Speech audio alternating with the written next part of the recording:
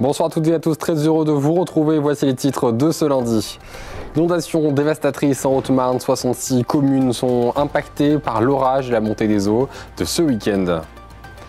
Une montée des eaux qui inquiète les communes du secteur de Joinville et de Chamouillé, en Haute-Marne également, 2 points sensibles où une crue de la Marne est à craindre. Ce week-end, c'était bien évidemment les élections législatives anticipées suite à la dissolution de l'Assemblée nationale par le président de la République. Point à suivre dans nos départements, Zoom et explications avec Brigitte Maestrati sur notre plateau.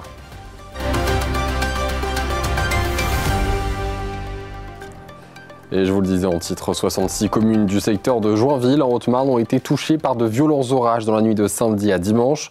Certaines d'entre elles, comme Poisson, ont été fortement impactées. Le camping de Tonnance-les-Moulins a même été évacué en urgence dans la nuit. Plus d'une centaine de personnes ont été accueillies. Un reportage réalisé avec Nicolas Fontaine. Des images impressionnantes dans ce village de la vallée de la Blaise en Haute-Marne. Pluie diluvienne, orages violents, provoquant ainsi la sortie de son lit de plusieurs cours d'eau et causant de nombreux dégâts. À Poisson ce matin, l'heure est au constat. Les dégâts, après le passage de cet orage, a laissé des traces, indélébiles et un sentiment que certains habitants ne parviennent pas à cacher. Une vraie catastrophe. On n'a jamais vu ça ici. Et on n'est pas qu'ici, hein. Tous les hauts pays, Saint-Urbain, Vassy, tout, partout. Nous, dans l'après-midi, on était ici, le Rongeant, donc le ruisseau, là, il était assez bas. Et ma tante, elle a envoyé une photo à ma grand-mère vers 18 h. Il avait déjà bien monté, il était quasiment au niveau de la passerelle.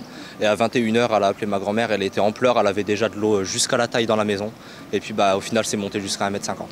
Des ouvrages détruits, des murs creusés par l'inondation, des traces de boue, rien n'a résisté, partout où l'eau montait.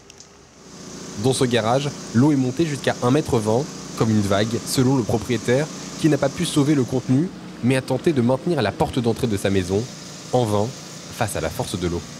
On a vu une vague arriver derrière, puis après 15 minutes, quoi, en gros. Justement, on a eu la chance derrière, on a fermé tout derrière. On n'a pas eu trop de dégâts dans la maison, mais là, les portes ont explosé, tout a explosé, il y avait 1,20 m d'eau, quoi. Non loin de là, à Joinville, c'est dans un gymnase qu'une centaine de personnes ont été hébergées en urgence par les secours, la communauté de communes et la préfecture. Des sinistrés, dont 40 secourus par les pompiers au sein d'un camping de Tonnance-les-Moulins. Des vacanciers pris de surprise par la montée des eaux. Alors on a été réveillés, nous, vers 1h30 du matin, en nous demandant d'évacuer pour notre sécurité. Nous, on était sur les hauteurs du camping, donc on a vu effectivement beaucoup d'eau s'abattre sur le camping et dans le contrefond, voir un amas d'eau. Il était 20 h, on a dit on va aller au restaurant manger. Puis l'eau, elle a commencé à venir dans le restaurant. Ils nous ont monté à l'étage. Puis après, c'était une vague. Donc ils nous ont encore redéménagé, trempé jusque-là, quoi. 70 autres personnes accueillies ici ont été secourues de situations d'urgence, elles aussi. On a à peine le temps de prendre les clés des voitures, sortir, que les voitures étaient déjà bloquées sur place. Donc en 30 minutes, le Rongeant est sorti de son lit et a été jusqu'à la salle des fêtes de Suzanne-Cour et plus loin dans la rue du Moulin. Toute la nuit, nous avons organisé les 350 interventions. 300 pompiers ont été sur le terrain avec des renforts spécialisés des autres départements. 8 sauvetages qui font qu'aujourd'hui, le bilan est plutôt rassurant puisque aucune victime à déplorer. Quelques blessés légers liés aux évacuations donc pour ces personnes qui ont été piégées par les eaux. Donc depuis ce matin, là on est en train de faire les reconnaissances avec des dégâts relativement importants dans un certain nombre de villages. Je vais déclencher les procédures de demande d'état de catastrophe naturelle dans la mesure où le département aura vécu des dégâts significatifs sur les réseaux, sur les habitations. Dans certaines habitations, le niveau d'eau a été très important et inédit. Pour l'heure, si l'entraide et la solidarité sont au rendez-vous, les opérations de secours et de reconnaissance continuent sur terre et dans les airs, dans les 66 communes impactées, et la surveillance est accrue sur les cours d'eau, dont la Marne, qui pourrait quant à elle seulement débuter sa progressive montée.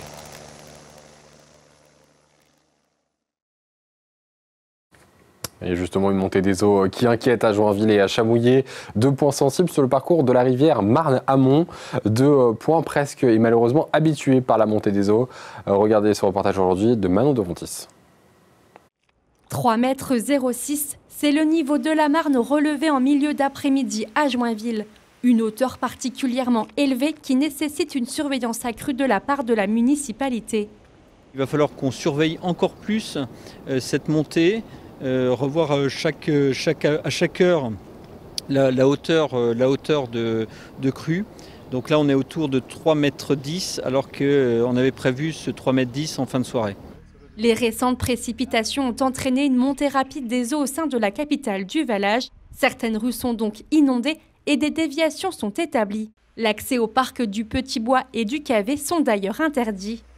Dans le but de minimiser les impacts de cette crue et de garantir la sécurité de ses habitants, la municipalité a mis en place plusieurs mesures, dont l'installation de sacs de sable devant les portes d'entrée. On a une grosse part d'inquiétude. Oui. Parce que moi j'ai une cave, donc il reste encore 10 cm avant que ça déborde sur le carrelage. Donc en plus il y a des enfants, il y a les équipements de la maison, tout ça. Depuis ce matin, donc l'eau est montée. Donc maintenant, on ne pouvait plus sortir sans en avoir plein les pieds. Voilà. Et le laboratoire, du coup, il est impacté actuellement ? Pas encore, mais là, la patientèle ne peut plus venir sans porter des bottes. Donc là, il n'y a plus personne. Il n'y a plus que les infirmières qui portent des bottes, qui sont venues pour porter les prélèvements. Il nous reste plus beaucoup pour atteindre effectivement l'intérieur du laboratoire. On est à peu près à un petit 10 cm. Chaque rue est différente. Là, c'est vraiment très très particulier en ce mois de juillet, suite évidemment aux orages que l'on a connus, dévastateurs. C'est cette fin de semaine dernière. Et donc les conséquences, c'est une hausse très très rapide de la Marne. On a pris en 48 heures plus de 2 mètres, ce qui est extrêmement rare. Donc effectivement, ça a un impact très très fort sur Joinville. D'autres maires haut-marnais surveillent attentivement le niveau de la Marne, comme ici à Chamouillé. Ce qu'il faut faire aussi pour se rendre compte des montées d'eau, c'est d'aller voir aussi Joinville, parce que Joinville, le temps que ça monte et que ça revienne en aval vers chez nous, il faut 8 heures. Donc sur ces 8 heures, on regarde et après, s'il faut mettre en place le plan de sauvegarde communal, c'est-à-dire le PCS, on le met en place et normalement il y a un nombre de personnes qui sont sorties en surveillance. Le niveau de la Marne continue de monter dangereusement à Joinville. La vigilance reste donc indispensable pour garantir la sécurité de tous. Pour rappel, la précédente grande crue joinvilloise date de 2018 et la Marne avait atteint 3,20 m. Et hier se jouait donc le premier tour des élections législatives, bien sûr partout en France. Des élections avec un taux record de participation de 67,5% au niveau national, le plus haut depuis 1997. Retour sur cette journée dans ce reportage de la rédaction. À voter. Dans la 5e circonscription de la Marne, à Vitry-le-François, les citoyens sont au rendez-vous. Comme de partout, le bureau de vote a ouvert ses portes à 8 h et depuis son ouverture, les votants affluent pour ce premier tour des législatives anticipées. La participation à 11 h, 165 sur 827 électeurs, donc c'est la moitié de ce qu'on a fait aux européennes à la fin de journée. D'après vous, quelles en sont les causes ? Les gens se sentent certainement plus concernés par les législatives que par les élections européennes qui sont trop lointaines, je pense. Pour cette première partie de journée, on peut dire que les Marnais se sont mobilisés. Lors des élections de 2022, à la même heure, le taux de participation était de 19,95% contre 28,39% cette année. C'est important de voter. J'avais déjà voté la dernière fois et je revote encore aujourd'hui. On a des convictions à défendre, donc, et puis pour l'avenir de nos enfants, donc je pense que tout le monde doit aller voter, s'exprimer. Pour donner mon avis et espérer avoir quelqu'un qui nous représente. C'est un devoir citoyen quand même de voter. Qu'est-ce que vous espérez aujourd'hui de ces élections ? Du changement, voilà. Au niveau de la 2e circonscription de la Haute-Marne, dans le nord du département, le schéma se répète. Les membres des bureaux de vote remarquent eux aussi une participation en hausse sur la matinée par rapport à 2022. On a eu beaucoup plus de monde que d'habitude ce matin. Donc là, on est à 121 votants sur 622 inscrits.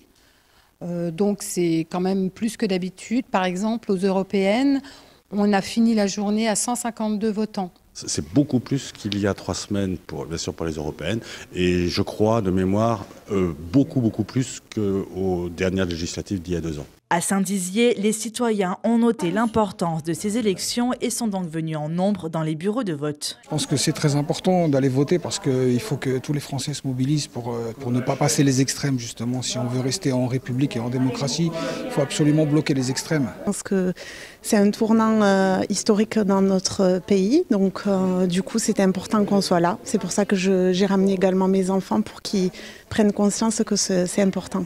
Comme toujours, si on ne vote pas, on ne doit plus jamais se plaindre. C'est l'avis de tout le monde, son avis personnel. Je sens que on est à un virage décisif, c'est très important là actuellement vu tout ce qui se passe. Il y a un peu un ras-le-bol, tous mes collègues, tout ce qu'on a vécu, Covid, tout ce il y a 1 an, les manifestations, tout a été brûlé. Je vois beaucoup d'injustice autour de moi, donc là c'est important, il y a peut-être une chance que ça change. Dans la première circonscription de la Meuse, qui représente le sud du département, la mobilisation était également importante. À midi, 27,96% des Meusiens se sont dirigés dans les bureaux de vote. Les gens attendent un changement, c'est vrai. Voilà, on peut dire, ça ne va plus. On piétine, on ne fait que des bêtises en France, c'est pas possible. Pour moi et pour les gens en ont marre. Donc c'est vrai qu'il faut que ça bouge, il faut que ça bouge.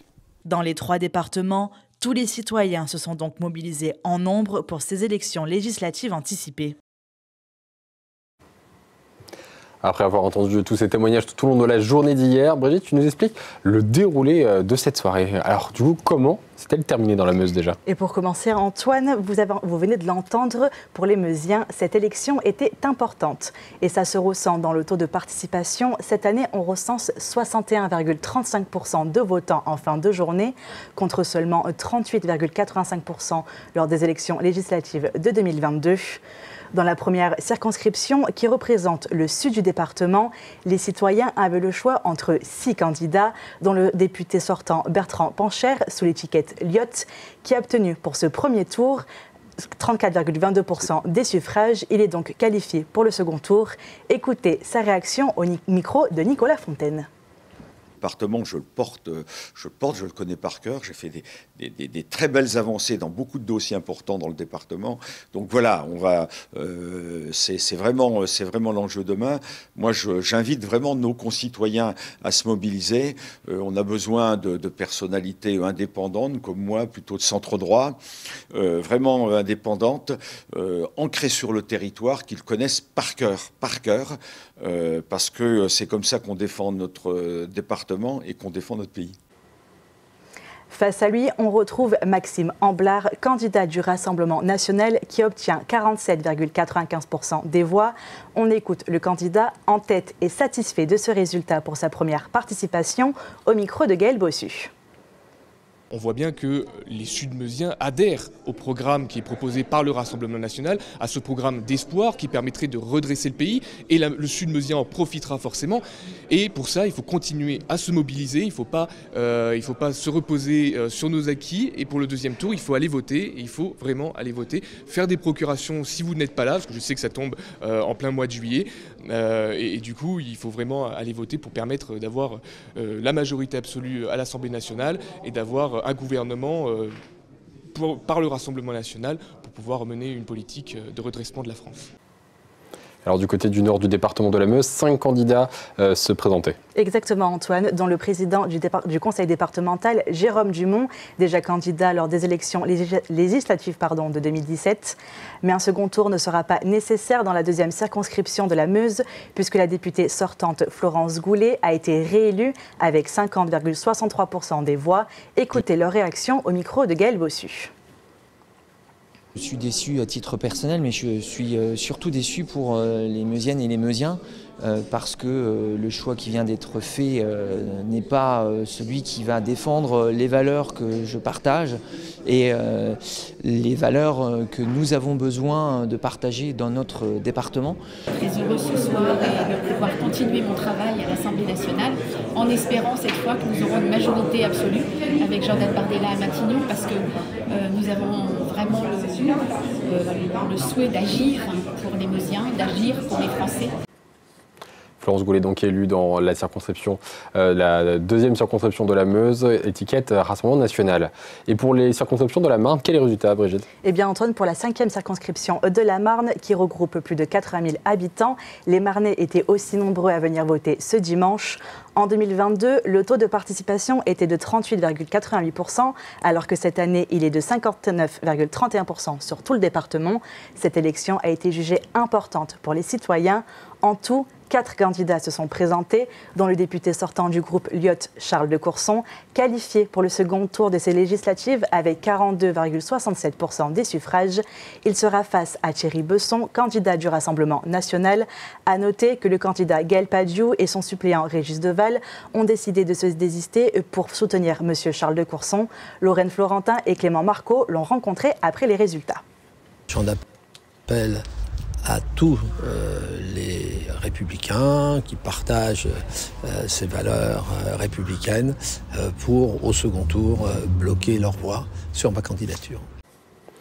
Alors, dans les 2 circonscriptions de notre département, le même parti politique est donc arrivé en tête. Tout à fait, Antoine. Dans la première circonscription dont Chaumont fait partie, c'est le Rassemblement national qui arrive en tête avec le député sortant Christophe Benz. Il a obtenu 48,83% des voix et se satisfait de ce résultat au micro de Céline Moreau. Je vous rappelle qu'il y a 2 ans, au premier tour, je faisais 27%. Là, au premier tour des législatives, là, je suis à quasiment 49%.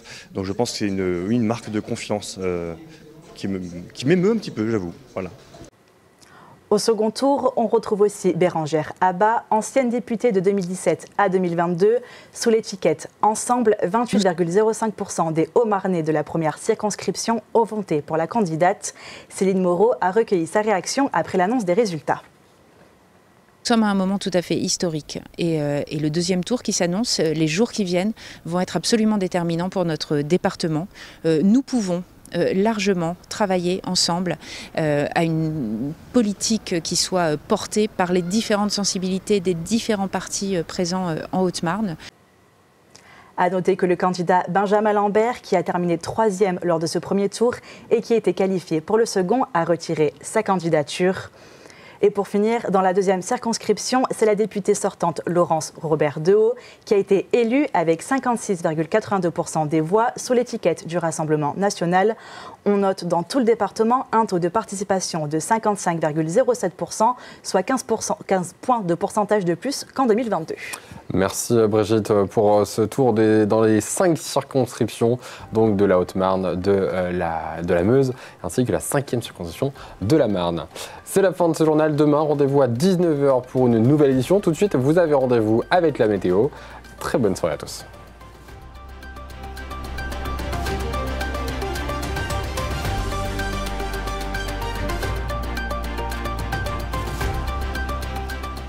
Toute l'actualité en continu à retrouver sur notre site internet et notre application mobile.